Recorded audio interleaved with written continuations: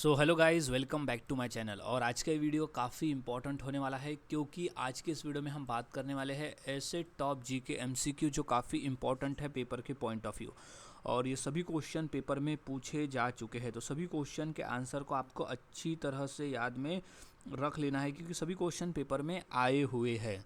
सो शुरुआत करते हैं आज के हमारे इस जी के स्टडी की। तो सबसे पहला प्रश्न है, जैन धर्म के अंतिम तीर्थकर कौन थे?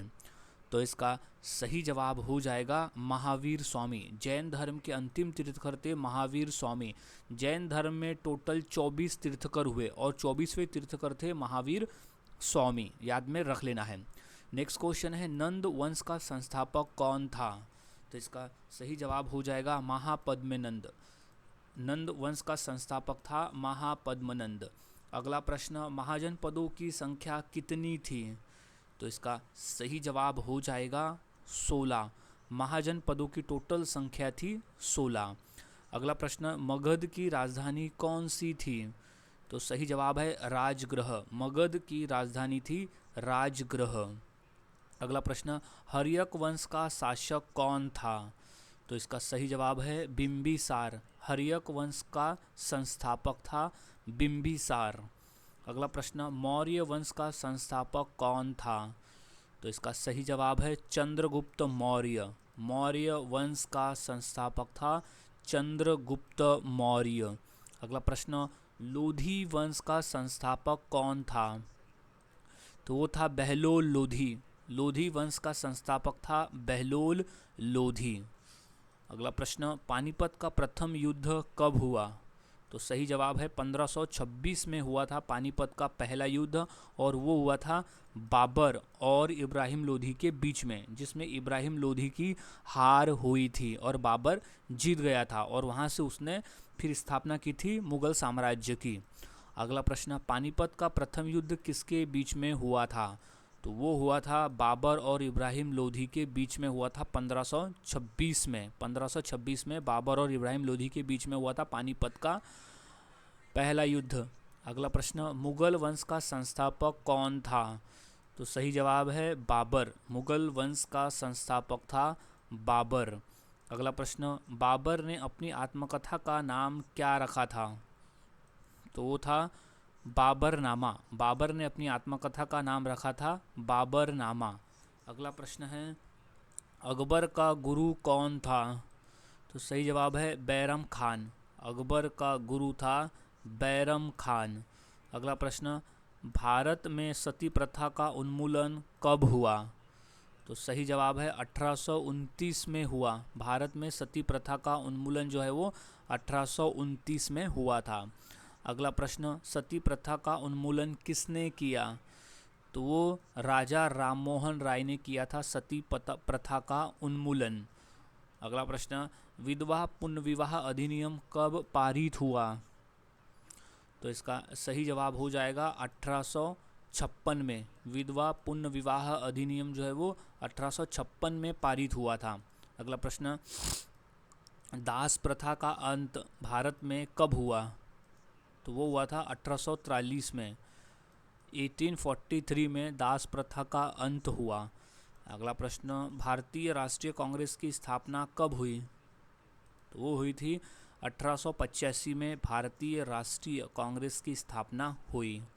अगला प्रश्न, भारतीय राष्ट्रीय कांग्रेस की स्थापना किसने की? तो वो थे ए ओ ह्यूम। ए ओ ह्यूम ने की थी भारतीय राष्ट्रीय कांग्रेस की स्थापना।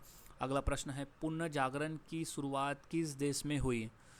तो वो इटली में हुई थी। पुनः जागरण की शुरुआत इटली देश में हुई थी। अगला प्रश्न है, मोनालिसा चित्र किसने बनवाया? तो वो लियोनार्डो दा विंची ने बनाया था। मोनालिसा का चित्र लियोनार्डो दा विंची द्वारा बनाया गया। अगला प्रश्न है, आधुनिक मुद्रण कला का आविष्कार किसने किया? तो इसका सही जवाब है गुटेनबर्ग ने। आधुनिक मुद्रण कला का जो आविष्कार है वो गुटेनबर्ग ने किया। अगला प्रश्न, प्रोटेस्टेंट आंदोलन किसने शुरू किया? तो वो मार्टिन लूथर ने शुरू किया। प्रोटेस्टेंट आंदोलन जो है वो मार्टिन लूथर ने शुरू किया था। अगला प्रश्न है कि वैज्ञानिक क्रांति का जनक किसे कहा जाता है? तो वो कोपरनिकस को कहते हैं।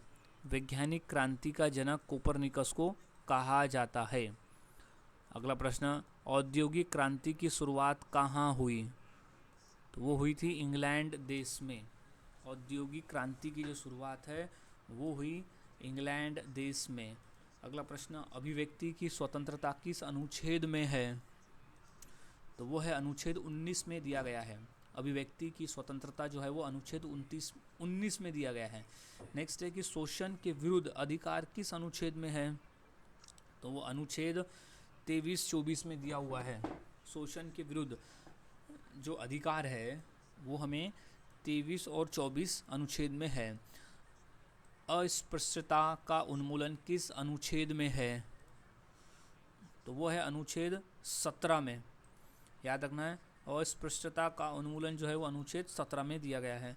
अगला प्रश्न है कि धार्मिक स्वतंत्रता का अधिकार किस अनुच्छेद में है?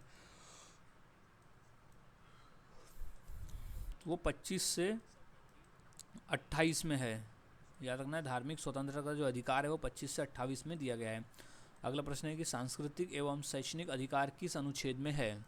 तो वो 29-30 में है। सांस्कृतिक और शैक्षणिक अधिकार का जो अनुच्छेद है वो है 29-30। अगला प्रश्न है संवैधानिक उपचारों का अधिकार किस अनुच्छेद में है? तो सही जवाब है अनुच्छेद 32 में दिया गया है संवैधानिक उपचारों का अधिकार। याद में रख लेना है, अनुच्छेद 32 है। अगला प्रश्न है भारत में हरित क्रांति के जनक के रूप में किसे जाना जाता है? तो वो MS स्वामीनाथन को, भारत में हरित क्रांति के जनक के रूप में MS स्वामीनाथन को जाना जाता है। अगला प्रश्न है श्वेत क्रांति का संबंध किससे है? तो वो दूध उत्पादन से है। श्वेत क्रांति का जो संबंध है वो दूध उत्पादन से है। अगला प्रश्न, श्वेत क्रांति के जनक कौन थे? तो वो थे वर्गीज कुरियन। श्वेत क्रांति के जनक थे वर्गीज कुरियन। अगला प्रश्न है भारत में सबसे अधिक रोजगार किस क्षेत्र से मिलता है? तो मिलता है कृषि के क्षेत्र से। भारत में सबसे अधिक रोजगार जो है वो कृषि के क्षेत्र से मिलता है। अगला प्रश्न है सेवा क्षेत्र का GDP में सबसे अधिक योगदान कब से हुआ? तो वो हुआ था 1991 के बाद से। सेवा क्षेत्र का GDP में सबसे अधिक योगदान जो है वो 1991 के बाद से हुआ। अगला प्रश्न है नई आर्थिक नीति किस वर्ष लागू हुई? तो वो हुई थी 1991 में। नई आर्थिक नीति लागू हुई थी 1991 में। अगला प्रश्न है ब्रह्मपुत्र नदी भारत में किस नाम से जानी जाती है? तो वो दिहांग नाम से जानते हैं। ब्रह्मपुत्र नदी को भारत में यानी अरुणाचल प्रदेश में दिहांग नाम से जाना जाता है। अगला प्रश्न है भारत का सबसे बड़ा डेल्टा कौन सा है? तो इसका सही जवाब हो जाएगा सुंदरबन का डेल्टा है भारत का सबसे बड़ा डेल्टा, जो कि गंगा और ब्रह्मपुत्र नदी द्वारा निर्मित है, सुंदरबन का डेल्टा। अगला प्रश्न है कि सुंदरबन डेल्टा की नदियों से बना है? तो वो गंगा और ब्रह्मपुत्र नदी से बना हुआ है।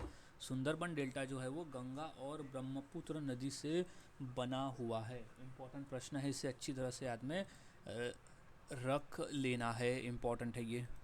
सो अब नेक्स्ट क्वेश्चन है भारत में सबसे अधिक वर्षा किस स्थान पर होती है? तो वो होती है मौसिनराम में। भारत में सबसे अधिक वर्षा का स्थान है मौसिनराम। अगला प्रश्न है थार मरुस्थल किस राज्य में स्थित है? तो इसका सही जवाब हो जाएगा राजस्थान राज्य में। थार मरुस्थल राजस्थान राज्य में है और ये भारत का सबसे बड़ा मरुस्थल है। अगला प्रश्न भारत की सबसे लंबी पर्वत श्रृंखला कौन सी है? याद में रख लेना है, ये इम्पॉर्टेंट प्रश्न है जो कि एग्ज़ाम में रिपीटेड आया हुआ है। सो इसका सही जवाब हो जाएगा हिमालय पर्वत श्रृंखला। भारत की सबसे लंबी और सबसे ऊंची पर्वत श्रृंखला जो है वो हिमालय पर्वत श्रृंखला है। अगला प्रश्न विश्व का सबसे बड़ा उष्ण मरुस्थल कौन सा है? तो उसका नाम है सहारा मरुस्थल। विश्व का सबसे बड़ा उष्ण मरुस्थल का नाम है सहारा मरुस्थल। अगला प्रश्न विश्व का सबसे बड़ा द्वीप कौन सा है? तो वो है ग्रीनलैंड। विश्व का सबसे बड़ा द्वीप का नाम है ग्रीनलैंड। अगला प्रश्न जापान को कितने प्रमुख द्वीपों का देश कहा जाता है? तो उसे 4 प्रमुख द्वीपों का देश कहा जाता है जापान देश को। अगला प्रश्न भूमध्य रेखा किस महाद्वीप से नहीं गुजरती है? तो वो है ऑस्ट्रेलिया महाद्वीप से। भूमध्य रेखा जो है वो ऑस्ट्रेलिया महाद्वीप से नहीं गुजरती है। अगला प्रश्न, कर्क रेखा कितने महाद्वीपों से होकर गुजरती है? तो वो टोटल 3 महाद्वीप से होकर गुजरती है कर्क रेखा, याद में से रख लेना है। नेक्स्ट प्रश्न है कि मकर रेखा किस महाद्वीप से नहीं गुजरती है? तो दिए गए ऑप्शन में से जो मकर रेखा है वो यूरोप महाद्वीप से नहीं गुजरती है। अगला प्रश्न, पृथ्वी का गुरुत्वीय त्वरण का मान लगभग कितना है? तो इसका सही जवाब हो जाएगा 9.8 मीटर पर सेकेंड स्क्वायर। 9.8 मीटर पर सेकेंड स्क्वायर है पृथ्वी का गुरुत्वीय त्वरण। अगला प्रश्न है, दाब का एसआई मात्रक क्या है? तो इसका सही जवाब है पास्कल। दाब का एसआई मात्रक होता है पास्कल, और पास्कल यानी होता है न्यूटन पर एमएम स्क्वायर। न्यूटन पर एमएम स्क्वायर यानी पास्कल। अगला प्रश्न, दाब का सूत्र क्या है? तो दाब का सूत्र है बल डिवाइडेड बाय क्षेत्रफल।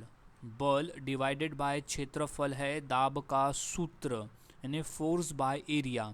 अगला प्रश्न, द्रव में दाब किस पर निर्भर करता है? तो वो उसकी गहराई पर निर्भर करता है। तो सही ऑप्शन हो जाएगा ऑप्शन नंबर ए, गहराई। द्रव में दाब जो है वो उसके गहराई पर निर्भर करता है। अगला प्रश्न, आर्किमिडीज का सिद्धांत किससे संबंधित है?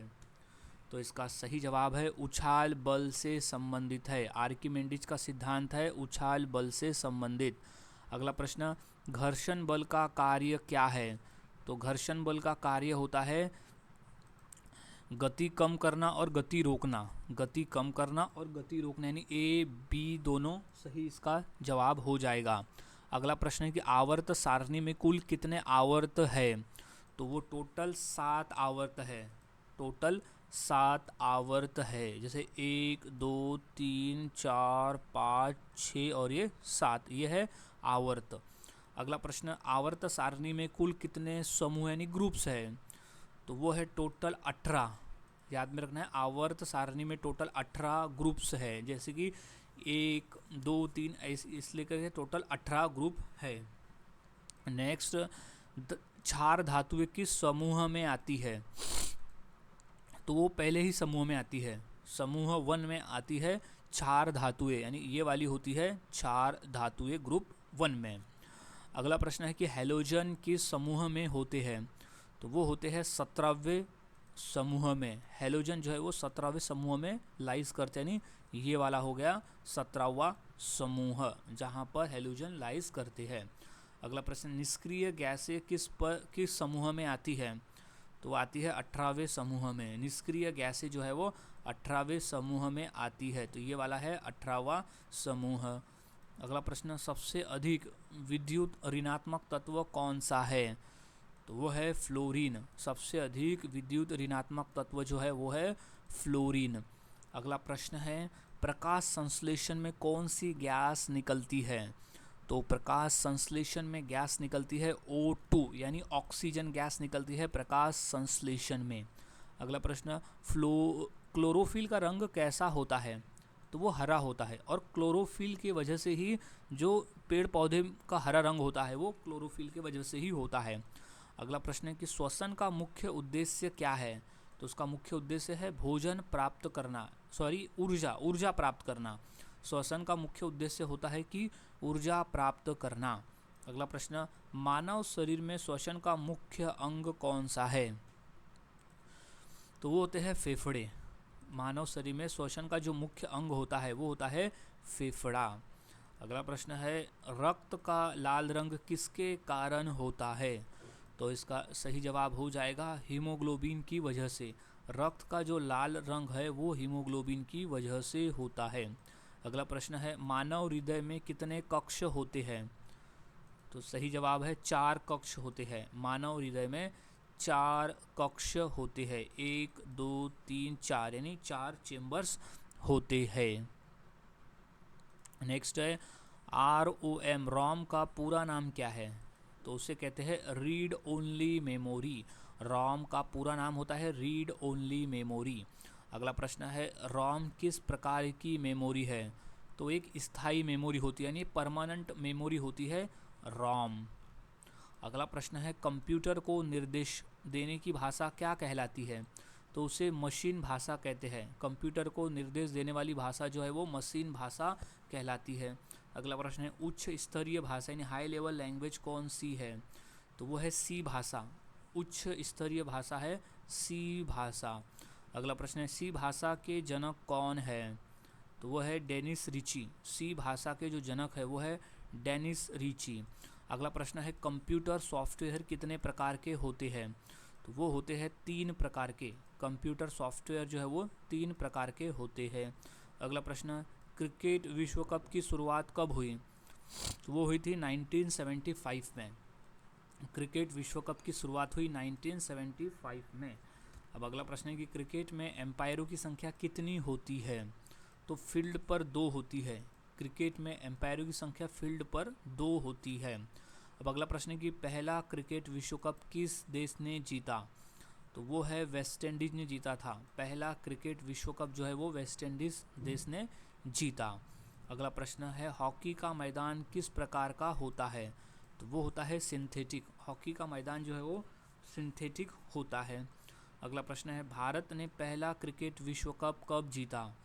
तो वो जीता था 1983 में। भारत ने पहला क्रिकेट विश्व कप जीता 1983 में। अगला प्रश्न है हॉकी में एक टीम में कितने खिलाड़ी होते हैं? तो वो होते हैं 11 खिलाड़ी। हॉकी के एक टीम में टोटल 11 खिलाड़ी होते हैं, हर दूसरी टीम में 11 जो कि आपस में खेलते हैं। अगला प्रश्न है महाभारत के रचयिता कौन माने जाते हैं? तो इसका सही जवाब हो जाएगा वेद व्यास। महाभारत के रचयिता वेद व्यास माने जाते हैं। अगला प्रश्न है रामायण के रचयिता कौन है? तो वो है वाल्मीकि। रामायण के जो रचयिता है वो है महर्षि वाल्मीकि। अगला प्रश्न है अर्थशास्त्र के लेखक कौन है? तो सही जवाब है चाणक्य यानी कौटिल्य। अर्थशास्त्र के लेखक है चाणक्य, जिसे कौटिल्य कहते हैं। अगला प्रश्न है मेघदूत के रचयिता कौन है? तो इसका सही जवाब है कालिदास। मेघदूत के रचयिता है कालिदास। अगला प्रश्न है हर्ष चरित्र के लेखक कौन है? तो सही जवाब है वानभट्ट। हर्ष चरित्र के लेखक है वानभट्ट। इंपॉर्टेंट प्रश्न है, याद में रख लेना है। नेक्स्ट है बुद्ध चरित्र के लेखक कौन है? तो वो है अश्वघोष। बुद्ध चरित्र के लेखक है अश्वघोष। अगला प्रश्न है अर्जुन पुरस्कार किस क्षेत्र से संबंधित है? तो वो है खेल के क्षेत्र से। अर्जुन पुरस्कार का संबंध है खेल के क्षेत्र से। अगला प्रश्न है अर्जुन पुरस्कार की शुरुआत कब हुई? तो वो हुई थी 1961 में। अर्जुन पुरस्कार की शुरुआत हुई थी 1961 में। अगला प्रश्न है मेजर ध्यानचंद खेल रत्न पुरस्कार किस क्षेत्र में दिया जाता है? तो वो खेल के क्षेत्र में दिया जाता है। मेजर ध्यानचंद खेल रत्न पुरस्कार जो है वो खेल के क्षेत्र में दिया जाने वाला सर्वोच्च पुरस्कार है। अगला प्रश्न है खेल रत्न पुरस्कार का पुराना नाम क्या था? तो वो था राजीव गांधी खेल रत्न पुरस्कार था खेल रत्न पुरस्कार का पुराना नाम, जो कि अभी नया नाम है मेजर ध्यानचंद खेल रत्न पुरस्कार। सो अब नेक्स्ट क्वेश्चन है द्रोणाचार्य पुरस्कार किसे दिया जाता है? तो इसका सही जवाब है खेल प्रशिक्षकों को दिया जाता है। द्रोणाचार्य पुरस्कार जो है वो खेल प्रशिक्षकों को दिया जाता है। अगला प्रश्न है द्रोणाचार्य पुरस्कार किस वर्ष शुरू हुआ? तो सही जवाब है 1986 में शुरू हुआ। द्रोणाचार्य पुरस्कार की शुरुआत हुई 1986 से। अगला प्रश्न है अमर्त्य सेन को नोबेल पुरस्कार किस क्षेत्र में मिला है? तो वह अर्थशास्त्र के क्षेत्र में मिला है अमर्त्य सेन को नोबेल पुरस्कार। अगला प्रश्न है कैलाश सत्यार्थी को नोबेल पुरस्कार किस क्षेत्र में मिला है? तो वो है शांति के क्षेत्र में मिला है कैलाश सत्यार्थी को नोबेल पुरस्कार। अगला प्रश्न है ऑस्कर पुरस्कार किस क्षेत्र से संबंधित है? तो वो सिनेमा के क्षेत्र में दिया जाता है ऑस्कर पुरस्कार। अगला प्रश्न ऑस्कर पुरस्कार किस देश द्वारा दिया जाता है? तो इसका सही जवाब है अमेरिका देश के द्वारा। ऑस्कर पुरस्कार को अमेरिका देश के द्वारा दिया जाता है। अगला प्रश्न है ऑस्कर पुरस्कार का आधिकारिक नाम क्या है? तो उसे एकेडमी अवार्ड ऑफ मेरिट कहते हैं। एकेडमी अवार्ड ऑफ मेरिट कहा जाता है ऑस्कर पुरस्कार को, यानी उसका आधिकारिक नाम है, ऑफिशियल नेम है। अगला प्रश्न है कि ग्रैमी पुरस्कार किस क्षेत्र से संबंधित है? तो वो संबंधित है संगीत के क्षेत्र से। ग्रैमी पुरस्कार का संबंध है संगीत के क्षेत्र से। अगला प्रश्न है कि राष्ट्रीय एकता दिवस किसकी जयंती पर मनाया जाता है? तो वो है सरदार वल्लभ भाई पटेल जी की जयंती पर हम हर साल राष्ट्रीय एकता दिवस के रूप में मनाते हैं। तो वो हम मनाते हैं 31 अक्टूबर के दिन, याद में रख लेना है, 31 अक्टूबर को मनाते हैं सरदार वल्लभ भाई पटेल की याद में राष्ट्रीय एकता दिवस, जो कि हम उन्हें लौह पुरुष भी कहते हैं। अगला प्रश्न है राष्ट्रीय संविधान दिवस कब मनाया जाता है? तो वो हम हर साल 26 नवंबर के दिन राष्ट्रीय संविधान दिवस मनाते हैं, क्योंकि इस दिन यानी 26 नवंबर 1949 को भारतीय संविधान सभा द्वारा हमारे संविधान को यानी भारत के संविधान को अंगीकृत यानी अडॉप्ट किया गया था। अगला प्रश्न राष्ट्रीय संविधान दिवस किस वर्ष से मनाया जा रहा है? तो वो 2015 से मनाया जा रहा है। राष्ट्रीय संविधान दिवस जो है वो 2015 से मनाया जा रहा है। अगला प्रश्न है राष्ट्रीय उपभोक्ता दिवस कब मनाया जाता है? तो यह है 24 दिसंबर को। हम हर साल राष्ट्रीय उपभोक्ता दिवस के रूप में मनाते हैं 24 दिसंबर के दिन, और अंतर्राष्ट्रीय मनाते हैं हम 15 मार्च को। अगला प्रश्न है राष्ट्रीय किसान दिवस कब मनाया जाता है? तो वो हम मनाते हैं 23 दिसंबर के दिन। राष्ट्रीय किसान दिवस हर साल 23 दिसंबर को हम मनाते हैं। अगला प्रश्न है राष्ट्रीय किसान दिवस किसकी जयंती पर मनाया जाता है?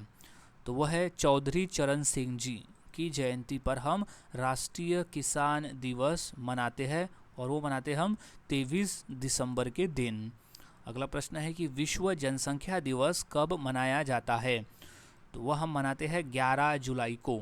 विश्व जनसंख्या दिवस हर साल 11 जुलाई के दिन मनाया जाता है। अगला प्रश्न अंतर्राष्ट्रीय मानवाधिकार दिवस कब मनाया जाता है? तो वह हम मनाते हैं 10 दिसंबर को। अंतर्राष्ट्रीय मानवाधिकार दिवस हम मनाते हैं 10 दिसंबर के दिन। अगला प्रश्न है अंतर्राष्ट्रीय वृद्धजन दिवस कब मनाया जाता है? तो वह हम मनाते हैं 1 अक्टूबर को। अंतर्राष्ट्रीय वृद्धजन दिवस 1 अक्टूबर को हम हर साल मनाते हैं। अगला प्रश्न विश्व एड्स दिवस कब मनाया जाता है? तो हम 1 दिसंबर के दिन हर साल विश्व एड्स दिवस के रूप में मनाते हैं। अगला प्रश्न है विश्व कैंसर दिवस कब मनाया जाता है? तो वह हर साल 4 फरवरी को मनाते हैं। विश्व कैंसर दिवस 4 फरवरी को। अगला प्रश्न विश्व खाद्य दिवस कब मनाया जाता है? तो इसका सही जवाब है 16 अक्टूबर के दिन। हम हर साल विश्व खाद्य दिवस के रूप में मनाते हैं 16 अक्टूबर को। अगला प्रश्न भारतीय फिल्म उद्योग के विकास के लिए कौन सा संगठन काम करता है? तो वो काम करता है NFDC। NFDC काम करता है भारतीय फिल्म उद्योग के विकास के लिए। अगला प्रश्न भारतीय कला और संस्कृति के विकास के लिए राष्ट्रीय संगठन कौन सा है? तो वो है इसका सही जवाब हो जाएगा option number B ICCR। ICCR एक भारतीय कला संस्कृति के विकास के लिए राष्ट्रीय संगठन है। अगला प्रश्न है कि भारतीय संगीत और नृत्य का संरक्षण करने वाला संगठन कौन सा है?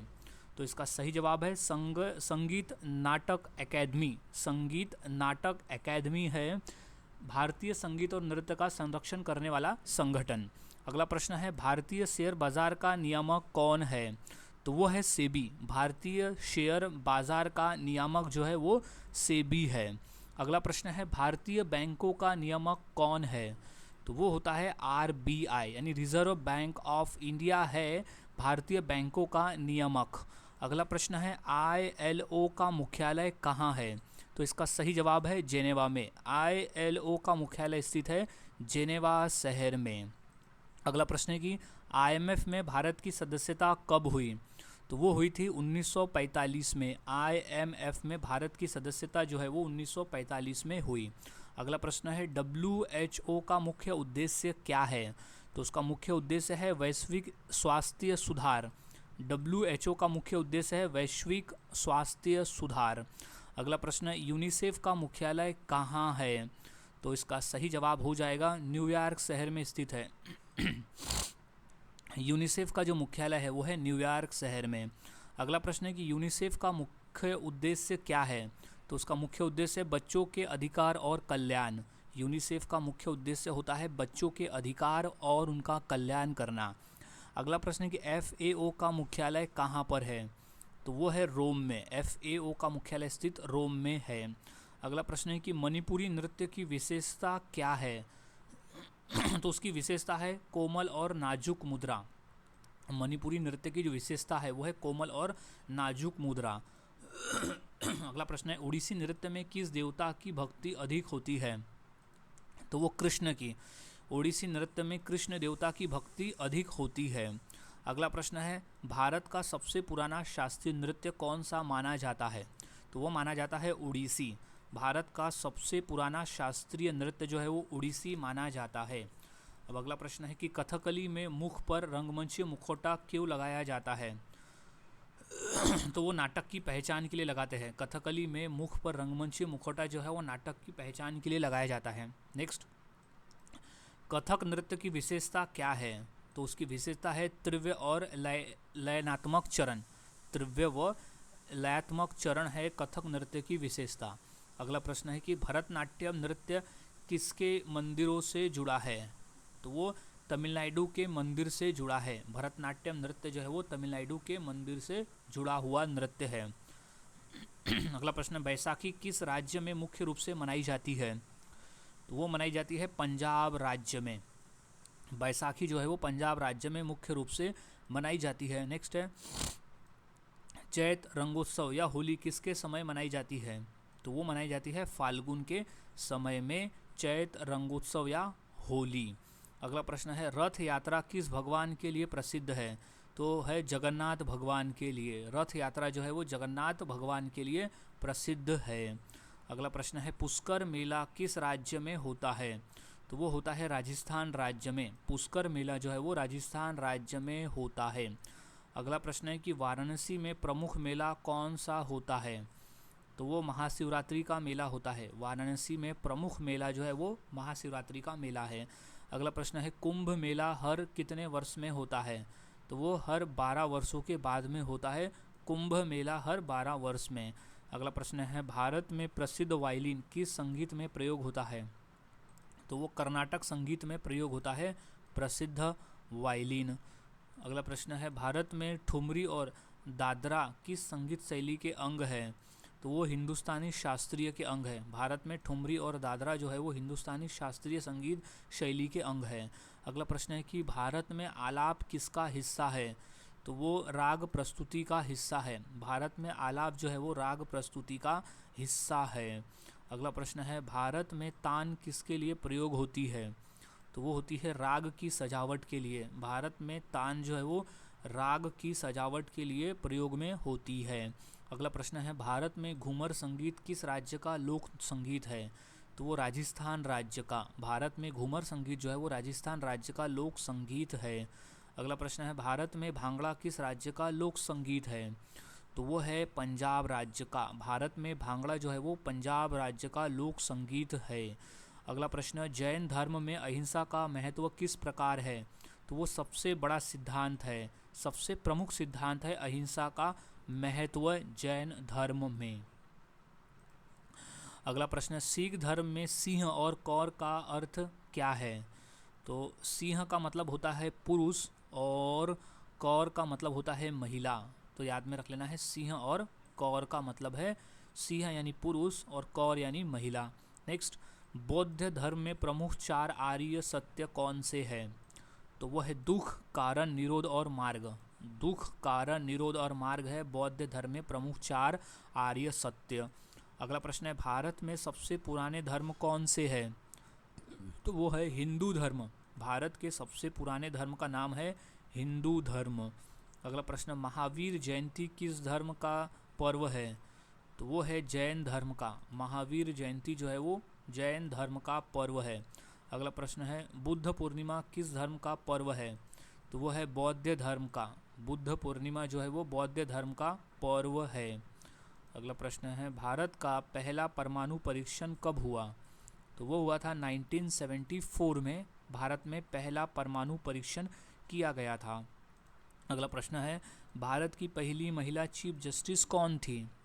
तो वो थी फातिमा बीबी। भारत की पहली महिला चीफ जस्टिस थी फातिमा बीबी। अगला प्रश्न, भारत का पहला सुपर कंप्यूटर कहाँ स्थापित हुआ? तो वो हुआ था CDOC में।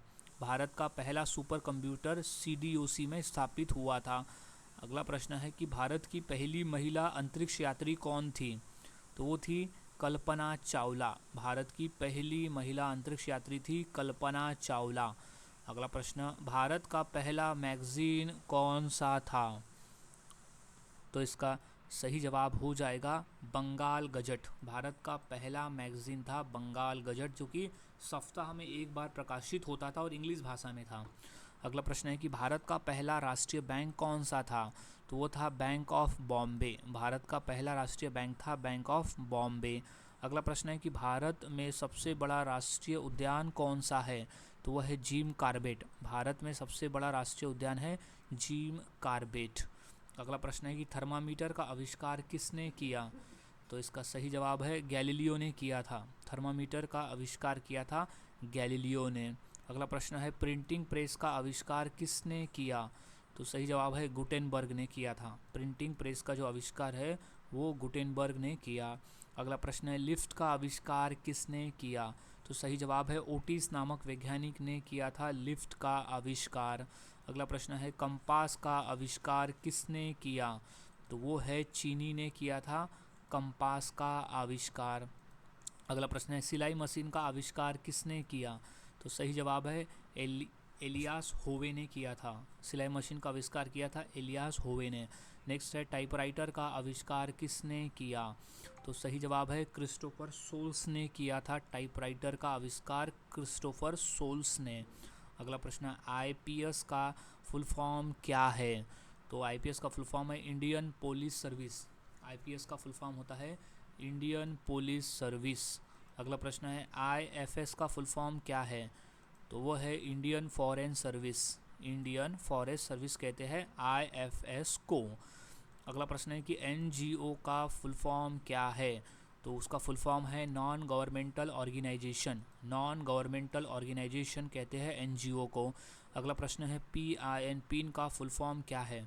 तो वो है personal identification number. PIN PIN का फुल फॉर्म है पर्सनल आइडेंटिफिकेशन नंबर। अगला प्रश्न है PDF का फुल फॉर्म क्या है? तो उसका फुल फॉर्म होता है portable document format. Portable document format कहते हैं PDF को। नेक्स्ट है SIM का फुल फॉर्म क्या है? तो उसका फुल फॉर्म है subscriber identity module. Subscriber identity module कहा जाता है SIM के फुल फॉर्म को। सो गाइज आज के इस वीडियो में हमने 150 क्वेश्चंस की प्रैक्टिस की जो काफ़ी इंपॉर्टेंट थे पेपर के पॉइंट ऑफ व्यू। तो यहाँ सभी क्वेश्चन के आंसर को अच्छी तरह से याद में रख लेना है क्योंकि सभी क्वेश्चन इंपॉर्टेंट है। सो मिलता हूँ ऐसे ही और नए जीके क्वेश्चंस के साथ अगले वीडियो में। तब तक के लिए चैनल के साथ बने रहे, वीडियोस को देखते रहे और इसी तरह से रोज़ाना जीके की प्रैक्टिस करते रहे।